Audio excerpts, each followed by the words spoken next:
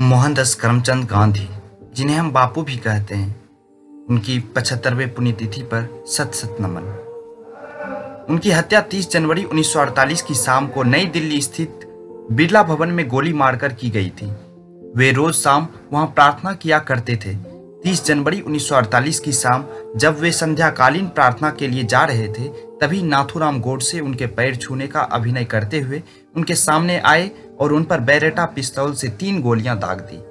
उस समय गांधी अनुचरों से घिरे हुए थे। इस मुकदमे में नाथूराम गोडसे सहित 8 लोगों को हत्या की साजिश में आरोपी बनाया गया। इन 8 लोगों में से 3 आरोपियों शंकर किस्तैया, दिगंबर बर्गे, विनायक दामोदर सावरकर में से दिगंबर बर्गे के सरकारी गवाह बनने के कारण बरी कर दिया गया। शंकर किस्तैया को उच्च न्यायालय में अपील करने पर माफ कर दिया गया। सावरकर के खिलाफ कुछ सबूत नहीं मिलने से अदालत ने उन्हें मुक्त कर दिया। अंत में बचे 5 अभियुक्तों में से 3 गोपाल गोडसे, मदन लाल पाहवा और विष्णु रामकृष्ण करकरे को आजीवन कारावास हुआ तथा 2 नाथूराम गोडसे व नारायण आप्टे को फांसी दे दी गई। अब बात करते हैं कि मृत्यु के दिन क्या हुआ था। मृत्यु के दिन बिरला भवन में शाम 5 बजे प्रार्थना होती थी, लेकिन गांधी सरदार पटेल के साथ मीटिंग में व्यस्त थे। तभी 5:15 बजे उन्हें याद आया कि प्रार्थना के लिए देरी हो रही है। 30 जनवरी 1948 की शाम जब बापू, आभा और मनु के कंधों पर हाथ रखकर मंच की तरफ बढ़े कि उनके सामने नाथूराम गोडसे आ गया। उसने हाथ जोड़कर कहा, नमस्ते बापू। गांधी के साथ चल रही मनु ने कहा, भैया सामने से हट जाओ, बापू को जाने दो, बापू को पहले से ही देरी हो चुकी है। लेकिन गोडसे ने मनु को धक्का दे दिया और अपने हाथों में छुपा रखी छोटी बेरेटा पिस्टल से गांधी के सीने पर एक के बाद एक 3 गोलियां दाग दी। 2 गोली बापू के शरीर से होती हुई निकल गई, जबकि एक गोली उनके शरीर में ही फंस रही गई। 78 साल के महात्मा गांधी का उसी समय देहांत हो चुका था। बिरला भवन में गांधी के शरीर को ढक कर रखा गया था, लेकिन जब उनके सबसे छोटे बेटे देवदास गांधी वहां पहुंचे तो उन्होंने बापू के शरीर से कपड़ा हटा दिया ताकि दुनिया शांति और अहिंसा के पुजारी के साथ हुई हिंसा को देख सके। न्यायालय में नाथूराम गोडसे द्वारा दिए गए बयान के अनुसार जिस पिस्तौल से गांधी की हत्या की गई वह उसने दिल्ली में एक शरणार्थी से खरीदी थी। अब बात करते हैं कि पिछले कुछ प्रयास के बारे में। बिरला भवन में प्रार्थना सभा के दौरान गांधी पर 10 दिन पहले भी हमला हुआ था। मदन लाल पाहवा नाम के एक पंजाबी शरणार्थी ने गांधी को निशाना बनाकर बम फेंका था, लेकिन उस वक्त गांधी बाल बाल बच गए। बम सामने की दीवार पर फटा, जिससे दीवार टूट गई। गांधी ने दिल्ली में अपना पहला आमरण अनशन शुरू किया था, जिसमें सांप्रदायिक हिंसा को तत्काल समाप्त करने और पाकिस्तान को 55 करोड़ रुपये का भुगतान करने के लिए कहा गया था। गांधी को डर था कि पाकिस्तान में अस्थिरता और असुरक्षा से भारत के प्रति उनका गुस्सा और बढ़ जाएगा तथा सीमा पर हिंसा फैल जाएगी। गांधी की जिद को देखते हुए सरकार ने इस रकम का भुगतान कर दिया, लेकिन हिंदू संगठनों को लगा कि गांधी मुसलमानों को खुश करने के लिए चाल चल रहे हैं। बम ब्लास्ट की इस घटना को गांधी के इस फैसले से जोड़कर देखा गया।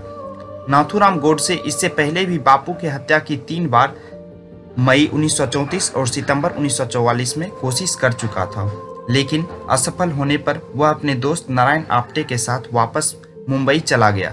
इन दोनों ने दत्तात्रेय परचुरे और गंगाधर दंडवते के साथ मिलकर बेरेटा नामक पिस्टल खरीदी। असलहे के साथ ये दोनों 29 जनवरी 1948 को वापस दिल्ली पहुंचे और दिल्ली स्टेशन के रिटायरिंग रूम नंबर 6 में ठहरे। अब बात करते हैं कि आखिरी मुलाकात गांधी जी की किनसे हुई थी। तो उनकी आखिरी मुलाकात हुई थी सरदार पटेल जी से। देश को आजाद हुए अभी महज 5 महीने ही बीते थे कि मीडिया में पंडित नेहरू और सरदार पटेल के बीच मतभेदों की खबर आने लगी थी। गांधी ऐसी खबरें सामने आने से बेहद दुखी थे और वे इसका जवाब देना चाहते थे।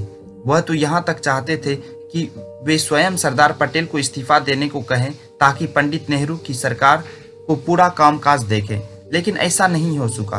उन्होंने 30 जनवरी 1948 को पटेल को बातचीत किए 4 बजे शाम को बुलाया और प्रार्थना खत्म होने के बाद इस मसले पर बातचीत करने को कहा, लेकिन नियति को यह मंजूर नहीं था।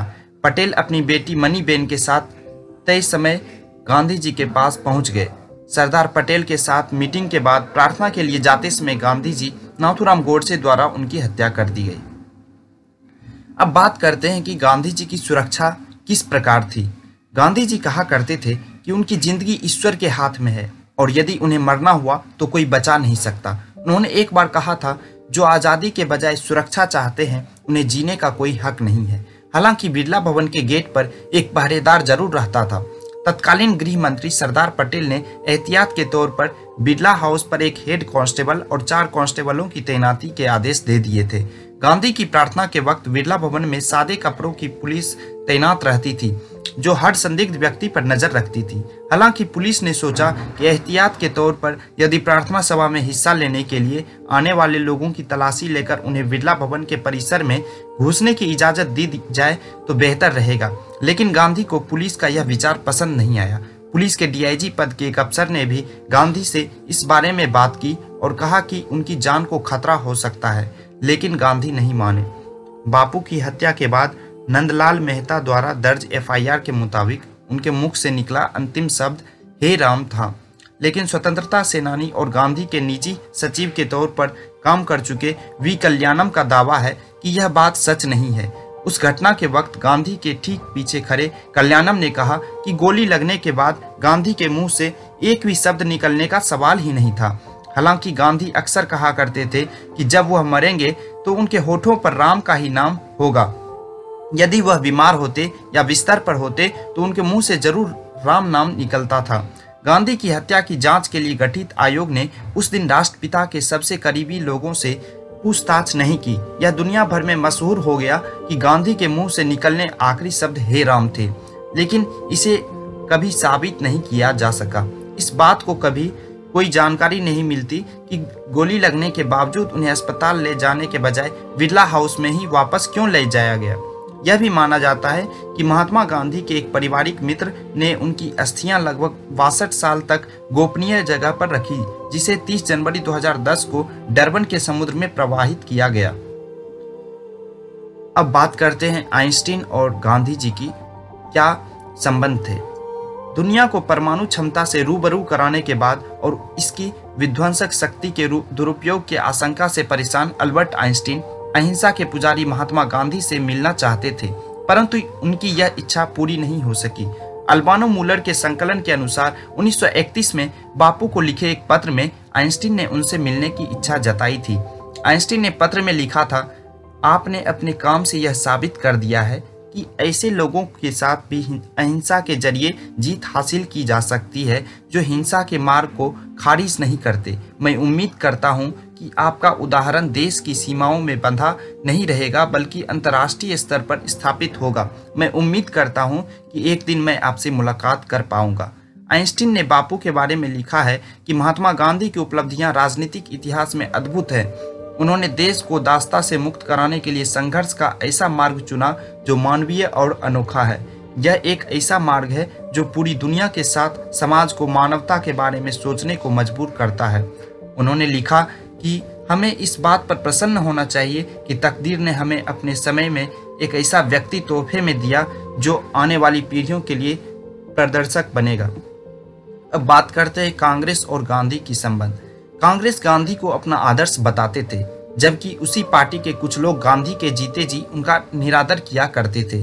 बिहार के तत्कालीन गवर्नर मॉरिस हैलेट के एक नोट से यह बात साफ हो जाती है। उन्होंने लिखा था, अगर मुझे किसी पागल आदमी की गोली से भरी मरना हो तो मुझे मुस्कुराते हुए मरना चाहिए। मेरे दिलो जुबान पर सिर्फ भगवान का ही नाम होना चाहिए। अगर ऐसा कुछ होता है तो तुम लोगों को आंसू का एक कतरा भी नहीं बहाना।